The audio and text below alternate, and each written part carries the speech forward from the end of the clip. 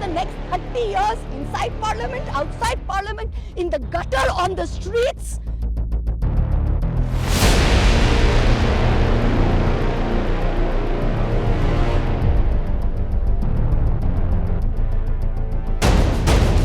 तृणमूल कांग्रेस की लोकसभा सांसद महुआ मोइत्रा को लोकसभा से निष्कासित कर दिया गया है।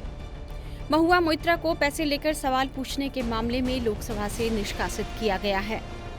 उनके खिलाफ यह सिफारिश एथिक्स कमेटी ने की थी, जिसके बाद उन पर यह कार्रवाई की गई है।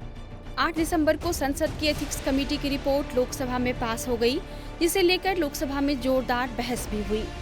इस निष्कासन के साथ ही लोकसभा में महुआ की पारी 5 महीने पहले ही खत्म हो गई है। महुआ पर यह पूरी कार्रवाई झारखंड के गोड्डा से बीजेपी सांसद निशिकांत दुबे की शिकायत पर की गई है। महुआ मोइत्रा के निष्कासन पर कांग्रेस से लेकर कई विपक्षी दलों ने महुआ का सपोर्ट किया है और बीजेपी पर हमला बोला है। वहीं बीजेपी सांसदों ने विपक्ष समेत टीएमसी पर जमकर निशाना साधा है। तृणमूल कांग्रेस की नेता महुआ मोइत्रा ने अपने निष्कासन पर कहा कि एथिक्स कमेटी के पास उन्हें निष्कासित करने की सिफारिश करने का कोई अधिकार नहीं है। उन्होंने कहा, मैं अगले 30 साल तक संसद के अंदर और बाहर आपके खिलाफ संघर्ष करूंगी। महुआ मोइत्रा आज संसद से निष्कासित किए जाने के बाद गलत कारणों से चर्चा में आ गई हैं, जबकि कुछ समय पहले तक उनके शानदार भाषणों की वजह से वे सुर्खियां बटोर रही थी। महुआ के निष्कासन पर कांग्रेस नेता अधीर रंजन चौधरी ने सवाल उठाए हैं। देखो, 2005 की मुद्दा और आज की मुद्दा अलग है। मैंने ये भी उठाया कि चौक और चीज में फर्क होना चाहिए। उस समय स्टिंग ऑपरेशन सारे तथ्य सबूत सामने थे। इस समय एक अंदाज, एक सोच पे करा दिया गया और ये बदले की भावना से किए गए। बिल्कुल साफ है। ये अब मैं नहीं, 2 दिसंबर को आप देख लो। 2 दिसंबर मैंने जो पत्र लिखी थी उसी की आप थोड़ा पढ़ लो। आज भी सब सांगवादिक के पास है। मैं स्पीकर साहब को लिखी थी 2 दिसंबर। आज भी वही राय है मेरा।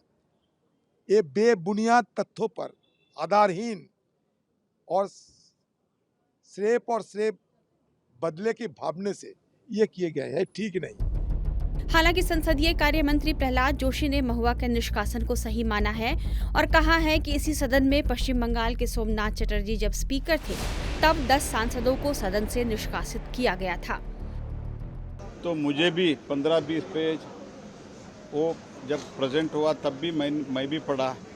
और दूसरी बात, ये जो प्रेसिडेंट है 2005 में जब 10 एमपीओ को निकाला गया था, निष्कासित किया गया था, तब भी रिपोर्ट उसी दिन पेश किया था, उसी दिन चर्चा हुआ था, वो भी 10 एमपी के लिए, जहां तो वो जस्ट स्ट्रिंज ऑपरेशन था। एक्चुअली उसमें कई लोग पैसा दिया नहीं दिया, उसके लिए उस चर्चा में मैं नहीं जा रहा हूं। मैं ये कह रहा हूं it was a strange operation.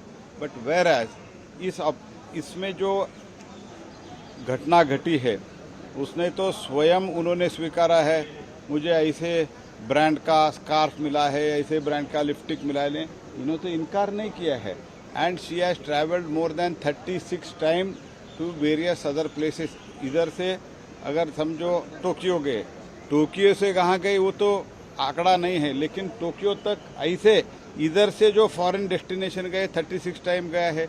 और हीरानंदानी ने स्वीकार कर दिया है कि ये तो इनका पूरा जर्नी तो मैंने स्पॉन्सर किया हूँ। इसके बावजूद भी पश्चाताप व्यक्त करने से बजाय तो ये चैलेंज करते हैं क्या है। महुआ को लोकसभा से निकाले जाने के साथ ही वे अपने 14 साल के राजनीतिक सफर में सबसे मुश्किल दौर से गुजर रही हैं। तीक्ष्ण बुद्धि की माने जाने वाली महुआ राजनीति में आने से पहले इन्वेस्टमेंट बैंकर थी और जेपी मॉर्गन चेज में वाइस प्रेसिडेंट की भूमिका निभा रही थी। 2008 में राहुल गांधी से प्रभावित होकर वे जेपी मॉर्गन की नौकरी छोड़कर राजनीति करने के मकसद से भारत आ गईं। अपनी सियासी पारी उन्होंने यूथ कांग्रेस से शुरू की, लेकिन कांग्रेस में वो ज्यादा समय तक नहीं रह पाईं। वे 2010 में तृणमूल कांग्रेस में आ गईं, जुझारू व्यक्तित्व के कारण उनकी पहचान धीरे धीरे पार्टी में होने लगी। वाक्पटु महुआ अपनी भाषण कला से तृणमूल कांग्रेस के अध्यक्ष ममता बनर्जी का दिल जीतने लगी थी। 2016 आते आते तक वे सीएम ममता बनर्जी की करीबी बन गईं। ममता बनर्जी ने 2016 के विधानसभा चुनाव में उन्हें करीमपुर से चुनाव लड़ने का मौका दिया। पहले ही चुनाव में महुआ ने बीजेपी के कल्याण चौबे को हराकर पहली बार विधानसभा पहुंच गई। 2019 में पार्टी ने उन्हें कृष्णानगर लोकसभा सीट से उम्मीदवार बनाया। इस बार फिर बीजेपी के कल्याण चौबे ही उनके सामने थे। महुआ ने उन्हें चुनाव में हरा दिया। महुआ जब पहली बार संसद पहुंची तो उनके भाषण कला ने सबको प्रभावित किया और उनके भाषण काफी सुर्खियां बटोरने लगे। लेकिन पैसे लेकर सवाल पूछने के आरोप ने उनका सियासी करियर बीच में ही फंसा दिया है। महुआ के निष्कासन पर बीजेपी सांसद अपराजिता सारंगी ने कहा है कि यह विषय बहुत अहम है। यह संवैधानिक प्रक्रियाओं से जुड़ा मामला है। अनैतिक व्यवहार हुआ है, महुआ मोइत्रा जी ने किया है, तो इसका तो विरोध होना ही चाहिए। और आज के दिन ऑपोजिशन पार्टी के लोग अगर उनके साथ खड़े हैं तो मुझे लगता है वो अनैतिकता का साथ दे रहे हैं, गलत का साथ दे रहे हैं, संवैधानिक प्रक्रियाओं के हनन का साथ दे रहे हैं। तो ये तो बिल्कुल गलत है। गलत का साथ देना तो बिल्कुल उचित नहीं है। बीजेपी सांसद निशिकांत दुबे ने लोकसभा अध्यक्ष को चिट्ठी भेजकर यह आरोप लगाया था कि महुआ ने दर्शन हीरानंदानी नाम के कारोबारी से रिश्वत लेकर अदानी समूह और प्रधानमंत्री नरेंद्र मोदी को निशाना बनाने के लिए सवाल पूछे। दर्शन हीरानंदानी रियल एस्टेट और एनर्जी कारोबारी हैं। निशिकांत दुबे की शिकायत के बाद हीरानंदानी ने महुआ के मामले में उन्हें तगड़ा झटका दिया और वे पूरे विवाद में सरकारी गवाह बन गए।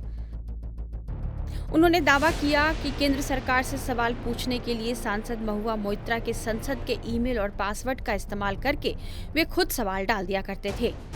हीरानंदानी का यह भी दावा है कि महुआ ने उनसे महंगे तोहफे लिए। हीरानंदानी के सरकारी गवाह बनने के बाद महुआ के लिए बड़ी मुश्किलें खड़ी हो गईं और यह संसद से उनके निष्कासन की वजह बन गई। हालांकि कैश फॉर क्वेरी विवाद के बाद भी टीएमसी ने उन्हें बड़ी जिम्मेदारी दी है। उन्हें नादिया जिले का प्रभारी बनाया गया है। माना जा रहा है कि बीजेपी के खिलाफ मुखर होने की वजह से 2024 के चुनाव में पार्टी फिर उन्हें लोकसभा का टिकट दे सकती है। नेचुरल कोर्स ऑफ जस्टिस क्या कहता है कि bribe giver is more guilty than the bribe taker. अगर ब्राइब का क्विड प्रो को की बात चले, जो जिसने आरोप लगाए वो दुबई में बैठे हुए हैं, उन्होंने स्टेटमेंट दे दिया, उसके आधार पे आपने निर्णय ले लिया, तो ये कहीं ना कहीं एक जो नेचुरल कोर्स ऑफ जस्टिस है उसके खिलाफ गया है। उम्मीद करती हूँ कि अब आने वाले समय में जब तृणमूल कांग्रेस से वो चुनाव लड़ेंगी, वो भारी बहुमत से जीत कर आएंगी और अपना पूरा कार्यकाल जिस तरीके से उन्होंने निभाया है उसको निभाती रहेंगी। वहीं टीएमसी समर्थकों का कहना है कि कैश फॉर क्वेरी विवाद से महुआ को राजनीतिक लाभ मिल सकता है। देखना होगा कि 2024 के लोकसभा चुनाव में महुआ का राजनीतिक करियर क्या शेप लेता है। टाइम्स नाउ नवभारत डिजिटल की रिपोर्ट।